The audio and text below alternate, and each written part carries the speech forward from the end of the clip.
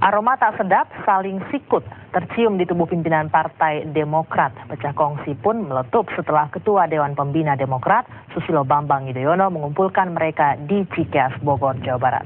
Salah satu anggota Dewan Pembina Partai Demokrat melempar bola panas adanya faksi yang ingin mendongkel Ketua Umum Anas Urbaningrum. Citra Partai Demokrat memang sedang dipertaruhkan. Posisi sulit bagi Yudhoyono untuk memilih berpihak di salah satu faksi. Dan untuk itu segera kita mengulas, benarkah ada faksi tersebut dan ada yang mendongkel posisi Anas Urbaningrum. Sudah ada di studio kami, pakar komunikasi politik, Bung Effendi Gosali. Selamat sore. Selamat sore. Kemudian ada wakil ini ya, Dewan Pembina Partai Demokrat, Pak Ahmad Mubarok. Selamat sore Pak Ahmad Mubarok. Ya, selamat sore. Ya, Pak Mubarok, mungkin bisa dikasih kita cerita jelasnya kemarin ini sebenarnya pertemuannya apa Pak isinya Pak? Iya, ini banyak spekulasinya kecelek semua itu. Di luar harapan ya Pak ya? Rapat itu rapat rutin. Rapat Dewan Pembina itu biasanya diadakan di Kemayoran. Pak SBY kan nggak selalu bisa hadir. Kalau di Kemayoran yang mimpin Wakil Ketua Pak Marzuki. Kalau udah 2-3 kali sudah banyak masalah, merasa bahwa ini harus dipimpin Pak SBY, maka biasanya kemudian di Cikeas. Nah, kemarin juga seperti itu. Setelah 3 kali ada pertemuan di Kemayoran, baru ada pertemuan di Cikeas. Jadi itu rapat rutin. Ya. Masalahnya apa Pak? Yang dibicarakan adalah strategi umum Demokrat ke depan. Pak Mubarok, bentar Pak. Pak Mubarok, masalahnya saja Pak. Tadi kan kalau dipimpin SBY sudah 2-3 kali berarti ada masalah. Masalahnya apa yang dihadapi Demokrat? Oh enggak. Lah, tadi kan Pak Mubarok mengatakan biasanya di Kemayoran 2-3 kali Pak SBY tidak pernah memimpin, tidak pernah bisa ikut. Kemudian kalau ada masalah barulah SBY ikut. Kemarin SBY ikut dan kemudian di Cikeas pula.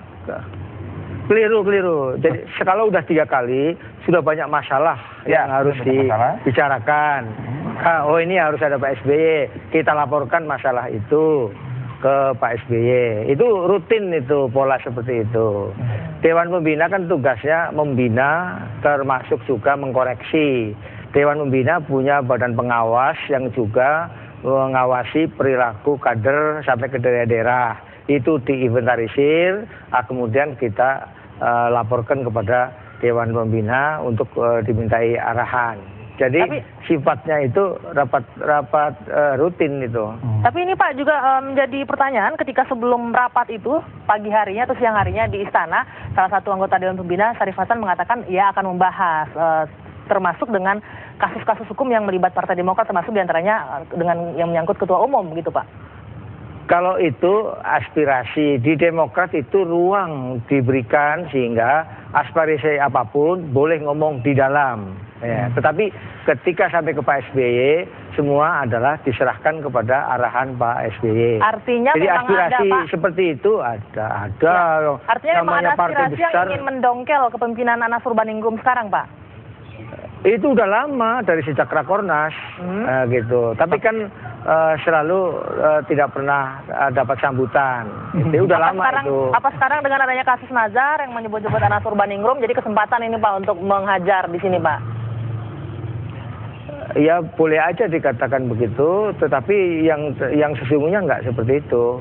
Siapa jadi sih dibahas Pak? Kemudian siapa Pak dari internal partai sendiri yang terus kata Anda setelah kongres itu ternyata nggak perlu disebut orang ini demokrasi dan itu tertutup. Jadi aspirasi boleh aja. Yang satu mengatakan begini, yang satu nggak bisa. Nah akhirnya kita sampai Pak SBY udah tahu itu, maka begitu datang ke Pak SBY sudah langsung udah ngerti apa yang mau disampaikan, maka kemudian menyampaikan prinsip-prinsip. Ya. Pak, prinsip yang disampaikan, prinsip yang disampaikan SBY ialah pertama, ya, bahwa kita sudah punya kode etik tertulis. Ya, siapapun kalau sudah status tersangka itu harus mengundurkan diri. Itu kode etik itu sudah tertulis. Yang kedua, dalam hal hukum kita menganut asas praduga tak bersalah. Yang ketiga, dalam hal organisasi harus taat asas kepada anggaran dasar dan anggaran rumah tangga. Itu prinsip yang dipegang oleh seperti itu. Oleh karena itu, semua aspirasi didengar oleh Pak SBY Tapi semua harus dalam koridor itu. Koridor hukum dan juga koridor anggaran dasar dan anggaran rumah tangga. Gitu. Pak, tadi Anda sempat mengatakan bahwa setelah Kongres itu masih ada terus yang ingin merasa rivalitas mendongkel tadi ya. Kalau saya mengkerucutkan, kalau setelah dari Kongres kan hanya ada dua kubu tuh. Andi Malarangang sama Mas Ali. Gini, memahami realitas itu keliru. Saya kebetulan kan orang psikologi ya. Saya selalu mengatakan gini, manusia itu punya tabiat suka bekerja sama dan suka bersaing. Partai adalah wadah kerjasama dan wadah bersaing. Oleh karena itu pada semua partai tetap ada rivalitas. Rivalitas yang sportif akan melahirkan dinamika yang harmoni. Rivalitas yang tidak sportif akan melahirkan konflik. Nah, Partai Demokrat juga pengalaman konflik udah lama. Dulu generasi pertama Pak Budi Santoso bahkan dipecat oleh Pondiri, tapi kan kemudian diselesaikan, selesai. Jadi pengalaman menghadapi dinamika konflik kita juga sudah punya pengalaman. Nah, oleh karena itu sekarang apalagi ditegaskan oleh Pak SBY dibatasi wilayahnya harus di dalam koridor anggaran dasar, anggaran rumah tangga. Jadi rivalitas itu nggak negatif. Koalisi itu wadah kerjasama dan wadah realitas. Itu tabiat manusia. Pak, kalau Bapak lihat, Pak Mubarok, maaf. Pak Mubarok, kalau Bapak lihat sekarang rivalitas yang ada di internal Demokrat sendiri saat ini sportif atau tidak, Pak? Ya, setiap ada musda pasti ada rivalitas. Setiap ada kongres ada rivalitas. Di dalam karir ada rivalitas. Tapi sepanjang rivalitas itu sportif, itu melahirkan dinamika yang harmoni. Iya, tapi rivalitas Bapak sendiri bukan barang tabu. Iya, Pak Mubarok. Yang saya tanya, apakah Bapak melihat rivalitas yang ada di internal Demokrat sendiri saat ini sportif atau tidak? Saya melihat masih sportif. Nah, oleh karena itu aman-aman. Apalagi semua tunduk. Kalau Pak SBY udah mengarahkan apa, semuanya tunduk. Jadi sangat sportif. Tapi kan kalau nggak diberi ruang, rivalitas tertutup malah bisa meledak. Karena diberi ruang maka nggak pernah meledak. Adanya letupan-letupan kecil aja. Letupan-letupan kecil. Tapi seingat saya Pak SBY mengatakan setelah Kongres di Bandung itu sudah tidak ada lagi faksi-faksi. Pada kenyataannya masih ada rivalitas terus, Pak. Fraksi-fraksi tidak ada. Tetapi perbedaan semua partai itu ada gitu. Tapi kan Demokrat tidak menginginkan ada itu. Kalau di partai lain memang ada. Tapi Demokrat tuh tidak mau ada itu. Oh, jadi ada Pak? Nggak mau adalah sebuah kemauan.